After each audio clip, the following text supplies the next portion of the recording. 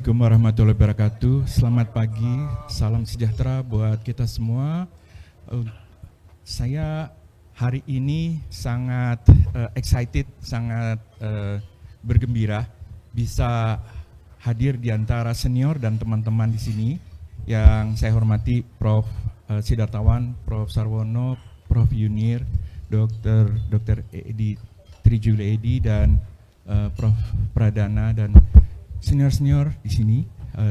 Saya hari ini akan memandu Prof Sidartawan Soegondo yang akan membawakan sesuatu yang sepertinya agak luas ya. Karena selama ini kalau berhadapan dengan diabetes, sepertinya bicara gula darah, bicara obat, insulin. Tetapi sebetulnya lebih luas dari itu. Ternyata ada kaitan dengan penyakit dan masalah kardiovaskular, jantung, pembuluh darah, metabolik, ginjal, dan seluruhnya yang akan segera dibawakan oleh Prof. Dr. Sidartawan Soegondo, Sp.PD K-EMD, FACE, DTMH, dan selanjutnya. CV-nya Prof saya tidak bacakan karena permintaan dari panitia, takut waktunya habis ya dok ya, nanti nggak bisa ishoma nanti karena panjangan CV-nya. Senior dan teman-teman yang saya hormati, saya persembahkan Prof. Dr. Sidartawan Soegondo. Oke, terima kasih Dr. Jo. Assalamualaikum warahmatullahi wabarakatuh. Salam sejahtera kita semua. Memang pagi hari ini kita sudah berkumpul, semoga kita bermanfaat. Ini adalah judul yang mulai lebih praktis. Ya, kalau tadi memang kasus yang susah tapi banyak. Ada tapi kurang ditangani. Oke. Judulnya ada Integrated Strategies for Cardiovascular, Kidney and Metabolic Protection in Type 2 Diabetes. Walaupun ini adalah disclosure saya. Oke. Dalam pekerjaan kita sehari-hari sebagai penyakit dalam atau endokrinologis, maka kita saat ini udah waktunya merubah paradigma kita. Ya, sementara itu kita masih treat the patient ya with sugar, sekali-kalinya treat the patient, not the sugar, reduce the CV risk, not only the A1C, dan sekarang adalah kita treat the patient, not the disease. Ya, ini sebetulnya kata-kata mutiara dari Ralph DeFronzo yang memang dari bidang diabetes selalu visioner. Nah, kita mulai dulu. Saya ingin mengajak Anda untuk berpikir dari glucosentrik ke arah yang lebih luas. Kita tahu bahwa the journey of a person, ya, the chronic care model for ini ABCD, ini nggak jalan. Ya udah.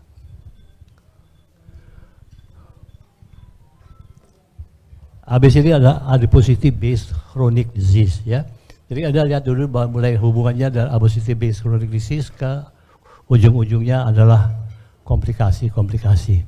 Nah, itulah awalnya. Kalau kita lanjut, maka kalau kita lihat, Anda lihat di sini ada ABCD, DBCD, dan CMBCD. ABCD ada adiposity based chronic disease, dan kemudian yang DBCD, dyslipidemia based chronic disease, kemudian cardiometabolic based chronic disease. Anda lihat di sini, ya, oke, mulai. Ya, hubungannya ini terutama di sini. Dipakai staging dari human journey of chronic disease, mulai dari stage 1, risk, pre-disease, disease, kemudian complication. Ya, kita lihat di sini bahwa mulai dari pre-disease, di mana mulai overweight, hubungannya nanti dengan insulin resistance, kemudian menjadi pre-diabetes, menjadi diabetes, insulin resistance kemudian menjadi metabolic syndrome, dan ujung-ujungnya nanti adalah cardiovascular disease. Setiap orang akan mengalami ini. Mulai dari sehat, kemudian impaired glucose tolerance, overweight, insulin resistance, diabetes, cardiovascular disease. Dalam pikiran kita selalu harus ada itu, bahwa kita belum tahu orang yang berhadapan dengan kita ada di stage yang mana. Ya. Nah, kalau kita lanjutkan, maka kalau dalam stage-stage berikutnya, Ya, ini adalah tahun 2023 American Association of Clinical Endocrinology sudah mengeluarkan lagi hubungannya dengan adiposity. Jadi dasar-dasarnya mulai dari orang sehat, overweight, obese, maka di sini dibagi akan stage-stage-nya ya. Ya, stage 1 no ABCD complication, stage 2 mild moderate ABCD complication, stage 3 severe ABCD complications. Jadi semua perjalanan hidup seseorang itu dihubungkan dengan mulainya berat badan naik, ya. Kemudian dilakukan stage-stage berikut. Kemudian tahun 2023 Oktober, ya kita lihat di sini mulailah diperkenalkan stage-stage yang berikut. Mulai dari stage 0, ya. Kemudian stage 1, stage 2, stage 3, ya. Dari stage 0 orang masih sehat. Stage 1 excess dysfunctional adipose tissue di mana overweight, ya, juga termasuk impaired glucose tolerance, baru risk. Kemudian stage 2 baru ada diabetes, hipertensi, metabolic syndrome. Stage 3 subclinical dan stage 4 sudah kardiovaskular. Ya. Nah, kalau kita persingkat kita lihat di sini, maka stage-nya seperti ini. Stage 0, ya, maintain normal values. Kita interaction among obesity and other metabolic risk factors lead to the progressive pathophysiology of CKM syndrome. Jadi ini bertahap akan akhirnya menjadi cardiovascular disease. Nah, kalau kita lihat treatment goal, ya, jadi kita setiap orang yang kita hadapi itu kita harus tentukan stage-nya. Adakah di stage 0, di stage 1, stage 2, stage 3, atau stage 4? Karena kalau kita tahu pada stage yang mana, kita bisa prevent. Stage 1 di mana baru overweight, kita bisa usahakan supaya normal weight, supaya dia balik lagi ke stage 0. Kalau overweight atau dia udah stage 1, dia ada hipertensi, dia ada metabolic syndrome, ada hyper-TG, kita treat supaya tidak tambah berat. Stage 3 dia subclinical, ya. Stage 4 udah urusan kardiolog, ya, atau nefrolog. Ya, jadi kita harus dikatakan di sini bahwa the development of clear definition and staging framework for CKM syndrome, improving CKM risk prediction algorithms and standardizing the approach, bikin standar masing-masing, maka kita akan nanti memperbaiki improve CKM health and related outcomes.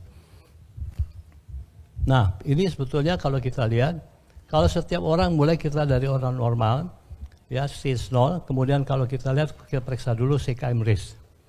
CKM race itu, habis itu kita lihat ada CVD race.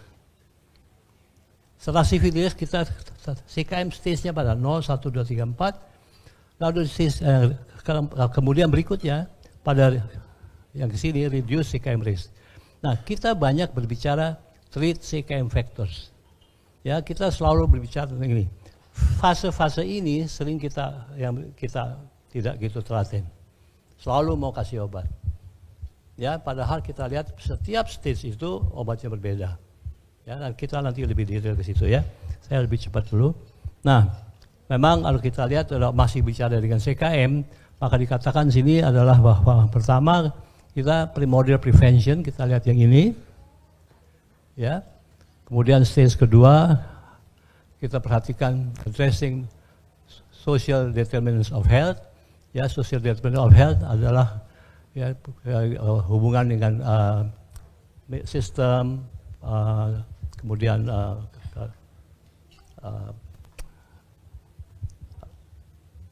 keuangan seseorang, lingkungan, politik, itu termasuk situ ya. Nah, kemudian kalau yang berikut third adalah baru therapeutics, bermain obat, SGLT2, GLP-1 ya.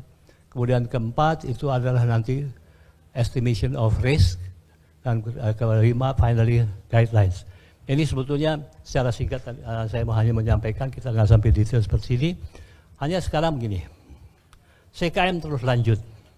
Ada satu kelompok di Italia yang mengemukakan paper ini. Dia katakan begini, a holistic approach to managing kidney metabolic syndrome, insights recommended from the Italian perspective. Mereka katakan CKM syndrome ini pada saat ini paper April 2025, baru beberapa bulan lalu, ya, dikatakan begini, walaupun ada progres dalam CKM syndrome, ternyata ada overlapping. Ya, masih fragmented antara kardiologi, nefrologi, hepatologi, endokrin, sehingga pasien bingung. Ke dokter mana mereka mesti pergi? Mereka udah tahu stage-nya, tetapi masing-masing masih mengobati sendiri-sendiri. Hanya ada poor adherence, disease progression, lalu akhirnya poor outcomes. Ya, idealisme dari CKM itu ternyata oleh Itali bilang kayaknya nggak bisa. Coba kita rubah, dia bilang. Jadi yang ini, yang CKM tadi, dia rubah klasifikasinya, strateginya. Jadi dibagi antara early stages from risk factors to subclinical changes, dan kedua advanced disease from subclinical to overt organ. Jadi bagi dua. Ya, di stage yang 0, kita lihat sini, ya, individuals without cardiovascular, renal or metabolic risk factors and no signs of organ damage. Lalu di stage 1, patients with initial risk factors, baru risk factors, ya, di stage 2, glucose intolerance and diabetes, diagnosis diabetes, Q-EMD dengan eGFR lebih dari 45, kemudian di stage 3 meningkat, baru stage CKM. Ya, di stage 3 ada lihat LVH-nya, fungsi ginjalnya, ya, dan kemudian stage 4 baru dikatakan kalau advance. Jadi Itali membagi berbeda setelah melihat bahwa CKM yang sudah terlaksana di Amerika itu dicita-citakan, maka Itali mencoba membagi 4 stage ini. Kemudian dia baginya seperti ini. Ya, setiap stage itu nanti ada beda-bedanya. Kita lihat di dalam stage 0 dan stage 1, kalau kita lihat di sini, who is responsible? Ini GP. Ya, di stage 2 nanti baru consult, spesialis mainly diabetologist. Di stage 3 nanti baru kita lihat who is responsible, multidisciplinary team. Jadi April 2025 ini, Itali mencoba menyesuaikan CKM-nya Amerika dengan merubah stagingnya dengan lebih praktis. Dibagilah antara without risk factors, dengan risk factors, kemudian ada CKM dan selanjutnya. Ya, nah inilah yang Itali. Nah kemudian Amerika juga terjadi perubahan. Kalau kita lihat di sini, selain CKM, ada satu kelompok yang dipimpin oleh Yehuda Handelsman. Ya kebetulan dia dari American Association of Clinical Endocrinology. Dikeluarkanlah paper-paper yang berurut dari 2022, 2023 dan 2024. 2022 guidelines-nya untuk Amerika. Kemudian 2023 dia mengeluarkan paper tentang early detection, dan akhirnya 2024 dikeluarkan JEM 2.0. Nah itu diundanglah pakar-pakar di luar Amerika, ya, termasuk nanti dimasukkan Amerika Utara, dan kemudian juga pakar-pakar dari Eropa. Dikeluarkanlah JEM 2.0.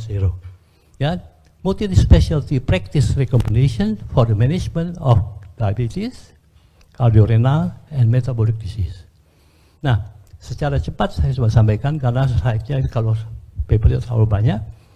Di dalam algoritma ini dikatakan bahwa dengan JEM 2.0 semua penyakit yang hubungan dengan chronic disease di dalam 21 pages 2 slides itu dia bisa membicarakan semua. Salah satunya adalah bisa saja ini anti-hyperglycemic therapy.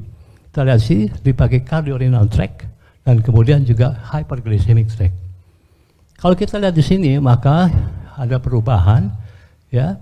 Lihat di sini ada tentang stroke yang sebelumnya tidak ada, di mana obatnya GLP-1 dan pioglitazone. Kemudian hyperglycemic track juga target A1C-nya adalah antara 6 sampai 8. Ya, saya nggak lanjut seperti ini karena kita hanya mau menyampaikan apa yang terjadi di JEM. Ada juga guidelines tentang lipid disorders. Ada tentang LDL atau kolesterol, juga ada tentang triglyceride. Sangat detail, dibagi ada stratifikasi race, ditentukan target-targetnya, begitu juga tentang triglyceride. Selain lipid, ada juga tentang atherosclerotic cardiovascular disease prevention. Ya, kita di sini bahwa dibagi juga ada peripheral artery disease dan selanjutnya CKD prevention. CKD prevention juga ada. Jadi CKD prevention ini risk assessment, screening and diagnosis. Lebih lanjut lagi, ada lagi tentang MASH. Ya, jadi ingin saya sampaikan bahwa CKM itu bukan hanya di renal. Sudah masuk ini. Ya, kita lihat di MASH dipakai FIB4. FIB4 gampang hitungnya. SGOT, Sp.PD, trombosit, masukin kalkulator. Ya, jadi Anda kan periksa DPL, ada trombosit. Periksa SGOT, Sp.PD, tanya umur, masuk. Cek. Kalau 1,3 kurang, maka kita bisa lanjut. Lebih dari 1,3 ada stagingnya. Ya, kemudian ini adalah semua obat di dalam guidelines TCRM tadi disampaikan. Kapan untuk ASCVD, untuk heart failure, untuk kidney disease dan selanjutnya, semua obat di list. Listnya ada 2 kali ini, saya cuma kasih yang pendek. Nah, ini menyambung tadi masuk tadi. CKM-nya udah berubah. Kita lihat di sini. Unique role of hepatic dysfunction, including muscle, metabolic associated steatohepatitis, liver disease, in CRM syndrome. Kita lihat di sini bahwa awal-awalnya kita CM syndrome, jadi CKM syndrome, sekarang jadi CRHM syndrome. Ya. Kemudian kalau kita lihat the spectrum of cardiovascular renal hepatic metabolic disease and its distinction from other frameworks. Jadi tambah satu persoalan lagi yang masuk di dalam sindrom tadi. Bukan CKM lagi, udah tambah H. Ya. Nah, kalau kita lihat, maka selanjutnya dibikinlah seperti ini. Cardiovascular renal hepatic metabolic syndrome. Ini dirubah. Stage 0, no CRM risk factors. Di dalam stage 1, excess or dysfunction adiposity. Segitu di stage 2, nanti udah masuk muscle bed grade 0 to 1 fibrosis. Ya, di stage 3 masuk lagi grade more than 2, dan stage 4 liver failure. Jadi tambah kerjaan lagi. Jadi stage-nya berubah. Nah, hubungannya dengan ini. Jadi ada metabolic disease, obesity, dyslipidemia, insulin resistance, hijau cardiovascular disease, arterial hypertension dan selanjutnya, dan renal hepatic disease di sebelah kiri. Nah, kemudian kenapa ada ini? Kenapa? Nah, kita lihat di sini hubungannya nanti bahwa yang mengobati nanti bertim, kemudian ada obat yang disebut agents to reduce CV events risk SGLT2 inhibitors dan GLP receptor agonist yang bisa dipakai oleh primary care, diabetes specialist, dan cardiology. Dan kemudian kalau kita lanjut, maka kita coba menghubung-hubungkan tadi, connecting chronic disease management with CKM health. Di dalam CKM tadi, maka kita lihat, CKM addresses the interconnected nature of cardiovascular, kidney, and metabolic disease. Kemudian fokus ada untuk risk stratification tadi. Ya, kemudian evidence-based intervention to reduce disease burden. Jadi setelah di risk stratification, setiap risk itu diatasi supaya tidak terjadi progresivitas, kalau bisa reduce. Ya. Nah, kemudian encourage multidisciplinary care to optimize patient outcome. Jadi jangan ditangani sendiri secara multidisipliner. Ini adalah dikatakan CKM. Apa yang dikatakan oleh DCRM. Nah, di DCRM mengatakan provides updated global recommendations for integrated management of diabetes, cardiovascular, renal, and metabolic disease, emphasis the early use of SGLT2 inhibitors, GLP-1 receptor agonists, statins, ACE, and ARBs for risk modification. Kemudian promotes a holistic structured approach, ya, to chronic disease care in primary care setting. Ya, nah kemudian kalau kita lanjut, kenapa terjadi begitu? Kita lihat bahwa treatment changes. Pada tahun 2000-an, maka orang memberikan glucose lowering agents hanya untuk improve A1C. Segitu tahun 2008, improve A1C without increase CV risk, weight gain, and hypoglycemia. tujuan kita itu. Kemudian tahun 2015 ternyata glucose lowering agents menjadi improve A1C, improve patients with CV and renal outcomes. Itu first report.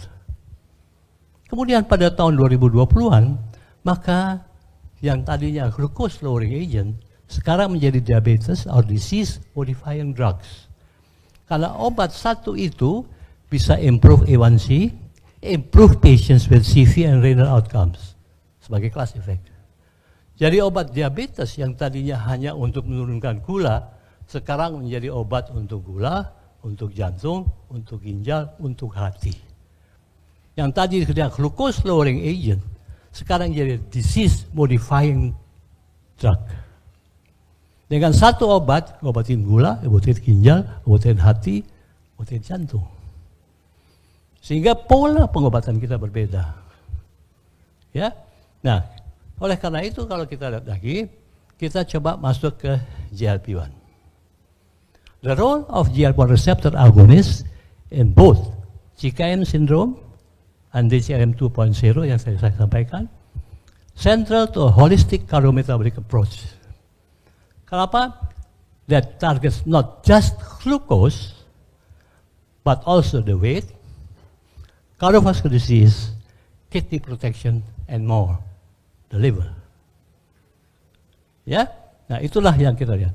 Nah, bagaimana GLP-1 receptor agonist? Ya, dalam CKM syndrome framework, ya, dan yang dikeluarkan AHA, ya, recommended use in CKM. Apa dikatakan? Stage 2 to 4 CKM, jadi ada overweight, ada obese, with and without diabetes, and or ASVD, pakai GLP-1. Gemuk tidak gemuk, diabetes tidak diabetes, ASVD, pakai GLP-1. Berikutnya dikatakan, at first line or early therapy in overweight or obese individuals with high CV or CKD risk, even before insulin, before escalating oral therapies. Kita tahu kan kalau kita dalam semua guidelines, kalau dia ada SCVD, ada CKD, tetap obatnya ada GLP-1 atau SGLT2. Terlepas dari A1C-nya. A1C adalah second problem. Ya, jadi sekali lagi, at first line or early therapy in overweight or obese individuals with high CV or CKD risk, even before insulin or before escalating oral therapies. Nah, berikut DCRM. Apa yang dikatakan DCRM? Specific recommendations. All patients with type 2 diabetes and ASCVD strongly recommend GLP-1 receptor agonist with CV benefits. Ya, kita lihat di slides-nya. Kemudian berikut, obesity or overweight with CV risk, GLP-1 RA even without diabetes dipakai. Terakhir, enggak keluar. Ya, combination SGLT2 akan lebih bagus. Nah, finalnya adalah GLP-1 receptor agonist in CKM syndrome and DCRM. Kita lihat dalam CKM syndrome maka GLP-1 receptor dipakai adalah role-nya adalah fundamental treatment. Dalam DCRM ada disease modifier. Kemudian pada patient population sama saja, ya, ASCVD, type 2 diabetes, obesity dipakai. Dan terakhir kita lihat main benefits-nya, weight reduction, A1C reduction, prevent MAGE, ya, albuminuria kalau untuk CKM syndrome, dan use in non-diabetics dua-duanya dipakai in non-diabetics. Ya, jadi setelah sekalian ini adalah pencerahan steps akhir-akhir ini apa, dan kalau kita lihat maka kita coba untuk tidak berpikir glukosentrik. Ya, dan kita tadi teman-teman saya yang sudah membuat tidak glukosentrik, diabetes, connection, and care. Terima kasih banyak atas perhatiannya. Wassalamualaikum warahmatullahi wabarakatuh.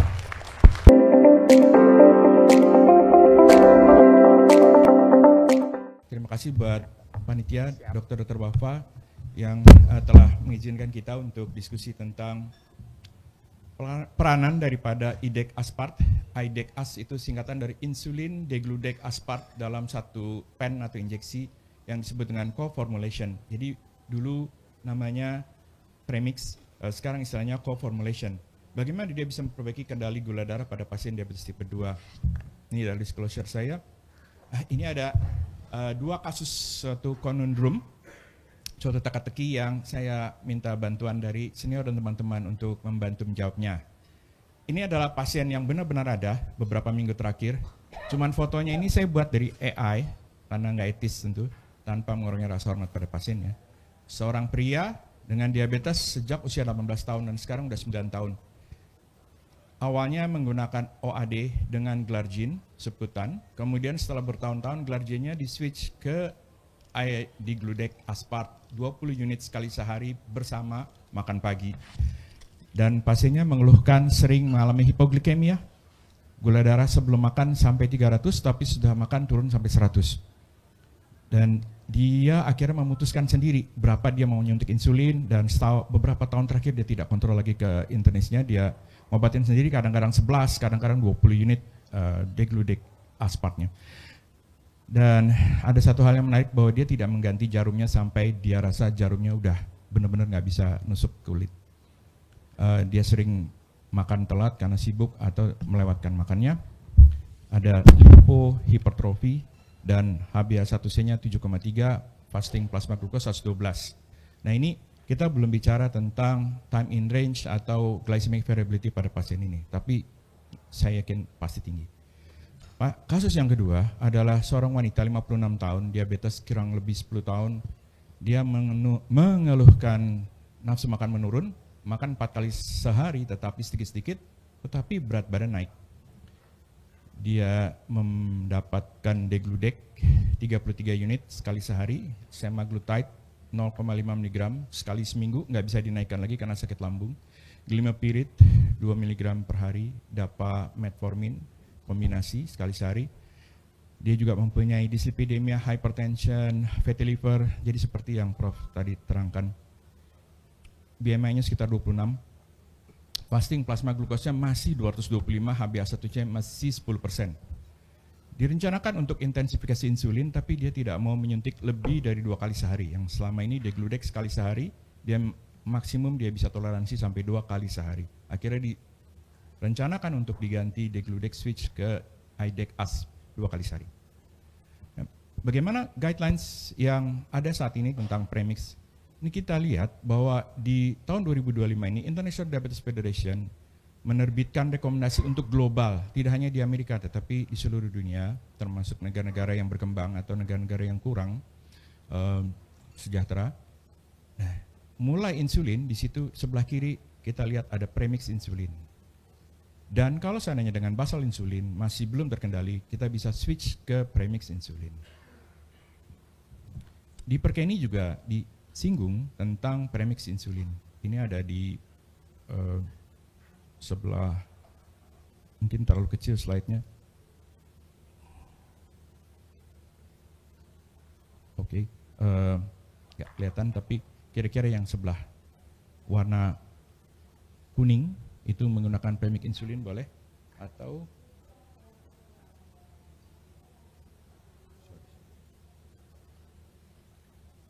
dan ini bisa diintensifikasi sampai dengan 2 kali sehari, bahkan di situ tertulis 3 kali sehari sebelum basal bolus. Nah, yang disebut dengan premix insulin itu kita tahu di Indonesia ada beberapa yang menggunakan regular insulin dengan NPH atau protamin, itu tidak banyak lagi di Indonesia atau malah susah dicari.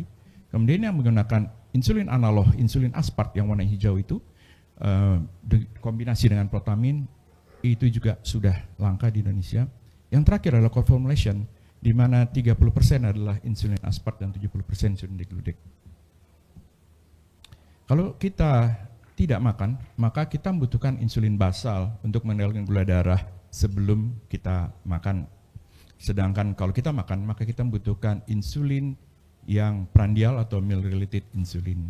Nah, ada insulin yang lama yaitu bifasik insulin aspart 30, itu 30% adalah insulin aspartnya dan 70% adalah insulin yang terikat dengan protamin, sehingga bisa didapatkan hasil grafik seperti warna kuning, mirip-mirip dengan fisiologis. Tetapi ini adalah insulin aspart yang protaminated yang berikatan dengan protamin sehingga sebagian itu diserap lebih lambat dan bekerja lebih panjang 10 sampai 16 jam. Tetapi ada beberapa kekurangannya. Sehingga dibuat perkembangan lebih baru yaitu co-formulation. Co-formulation itu berbeda karena di sini insulin aspart yang molekuler aktif secara biologis dikombinasikan dalam satu sediaan dengan insulin basal yaitu degludec yang sama-sama bersifat aktif secara biologis dengan rasio yang tetap yaitu 30-70. Nah, ini lebih mendekati insulin fisiologis. Kalau kita lihat di sini ada fenomena shoulder effect yaitu yang gambar sana bahwa pada saat gula darah sudah mulai turun karena efek makanan sudah mulai berkurang, pada insulin degludec aspart itu insulin kerja cepatnya yang prandialnya itu juga cepat turun dibandingkan dengan bifasik insulin aspart 30. Dan ini akan membuat terapi jadi lebih simpel dan tidak perlu kesuspensi. Ini perbedaannya. Nah, insulin degludec aspart adalah yang seperti ini. Kita lihat ada molekul yang warna biru, itu adalah degludecnya. Sedangkan yang warna kuning itu adalah aspartnya. Aspartnya bekerja cepat, langsung dia masuk, mecah ke dalam, menjadi monomer, lalu masuk ke dalam darah dan segera bekerja untuk menghandle gula darah yang naik karena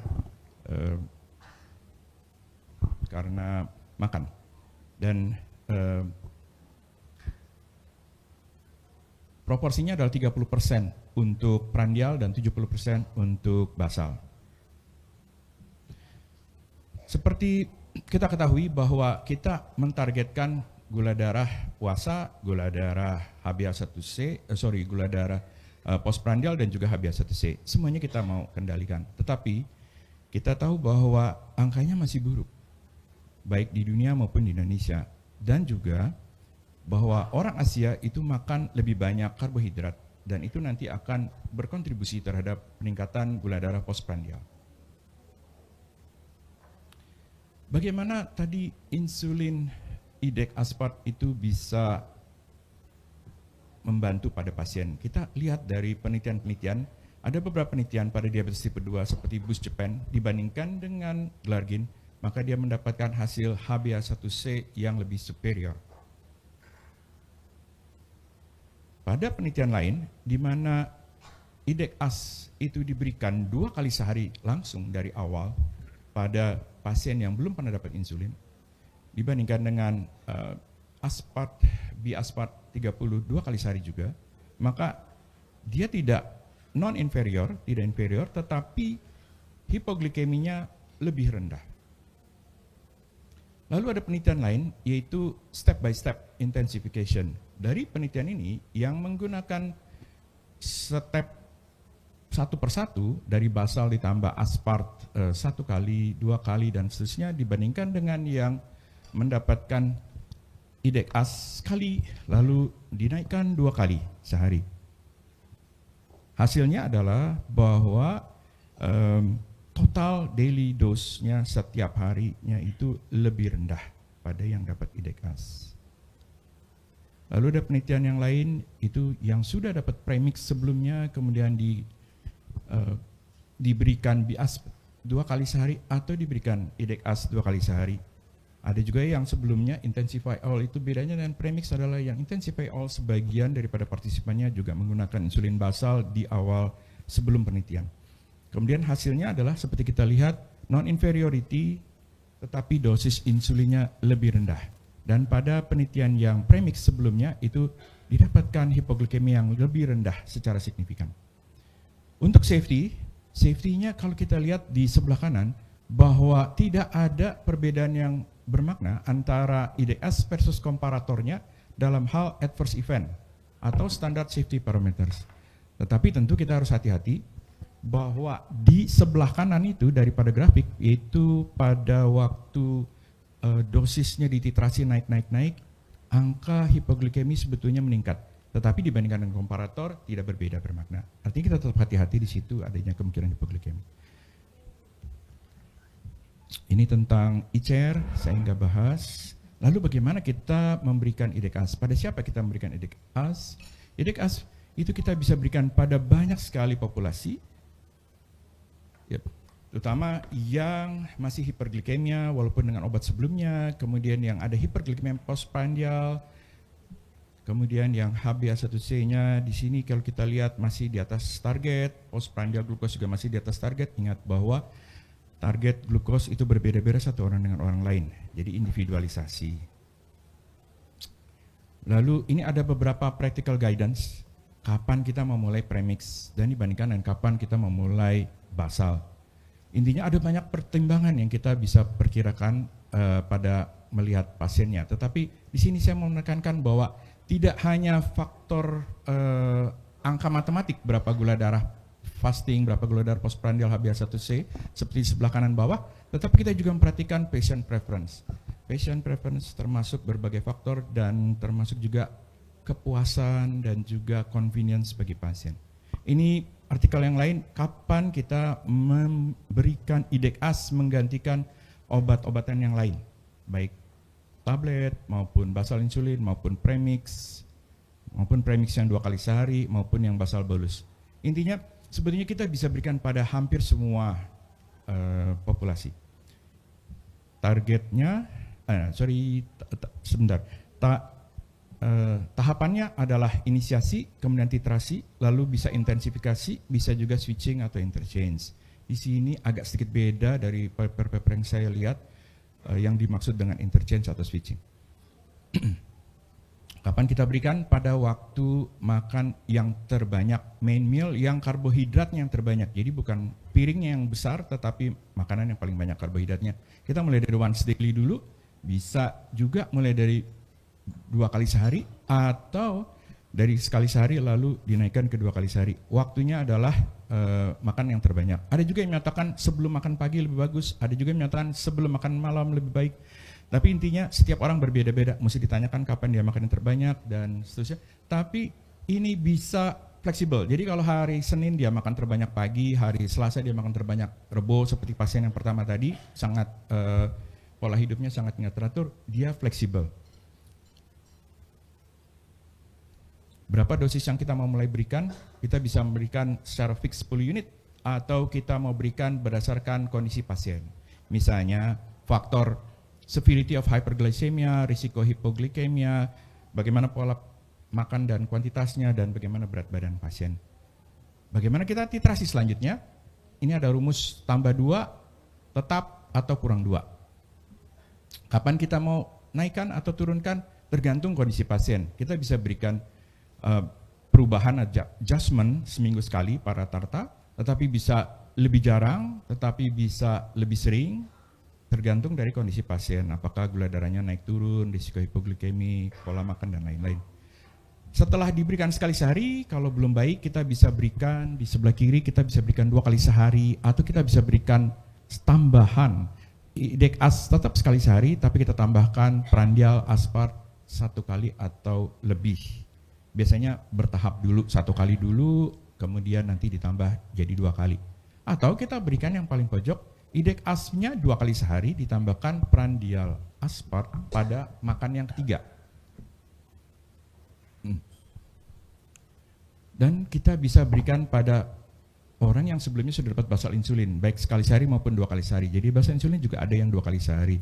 Ada yang merekomendasikan bahwa kalau basal insulin dosis sudah 36 unit atau setengah unit per kilogram berat badan per hari, jadi berat badan dibagi 2, maka itu adalah waktunya untuk switch. Caranya unit per unit. Jadi kalau tadinya 36, maka dosis IDegAsp-nya juga 36.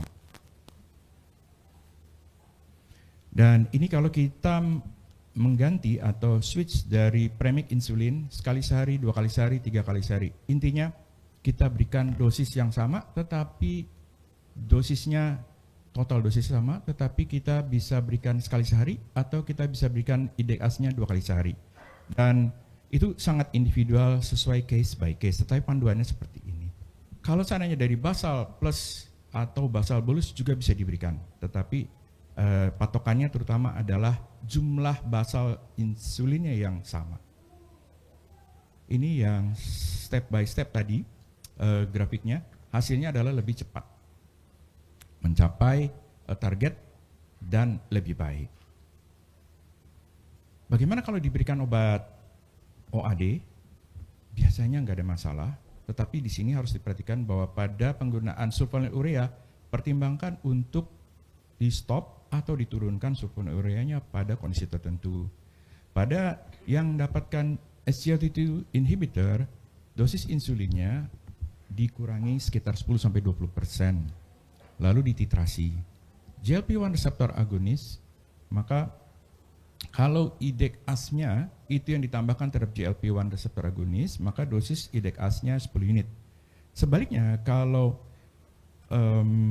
IDegAsp ditambahkan GLP-1 reseptor agonis, maka insulin dosisnya mungkin bisa diturunkan tergantung dari kendali glikemik terakhir. Pada adolesen, ini penelitiannya sebetulnya pada adolesen adalah mengambil data, ekstrapolasi data dari adolesen dengan diabetes tipe 1 dan dewasa dengan diabetes tipe 2. Tapi bisa diberikan. In hospital pada umumnya diganti pada in hospital, kecuali pada prosedur minor, misalnya cabut gigi. Kemudian pada keadaan pemberian intravena tidak boleh, pada keadaan pregnancy dan laktasi juga tidak dianjurkan, dan juga tidak dianjurkan untuk digunakan pada diabetic ketoacidosis sebagai insulin yang satu-satunya. Pada renal impairment, intinya adalah kita intensifikasi atau persering monitoring glukos dan diindividualisasi insulin dosisnya sesuai dengan keadaan fungsi ginjal terakhir, karena itu bersifat dinamis. Pada orang tua tetap bisa diberikan. Keunggulannya adalah convenience dan jumlah injeksi lebih sedikit dan fleksibel. Pada yang puasa juga bisa diberikan. Beberapa hal yang mesti dihindari adalah pada awalnya jangan dimulai pada makan yang bukan terbesar, karena itu bisa memberikan efek hipoglikemi. Dan pada yang sudah dapat basal bolus 4 kali sehari atau lebih, maka mungkin dia tidak cukup. Dan jangan diperiksa fasting plasma glukosnya terlalu cepat, karena dalam 3-4 hari degludeknya baru mencapai stable atau steady state. Nah, ini saya lewatkan saja. Summary-nya adalah bahwa ada 3 hal yang dijadikan perhatian, yaitu glikemik kontrol belum baik, di satu sisi pasien dan juga dokter takut terhadap hipoglikemia, di sisi lain pasien biasanya merasa terbebani dengan terapi yang kompleks, misalnya basal bolus atau basal plus, dan ini tetap menjadi tantangan buat kita bersama. Kalau bisa diberikan insulin yang lebih sederhana, kata kuncinya adalah simple dan fleksibel, maka itu akan sangat membantu. Saya kira di sini sampai di sini saya mengucapkan terima kasih atas perhatiannya.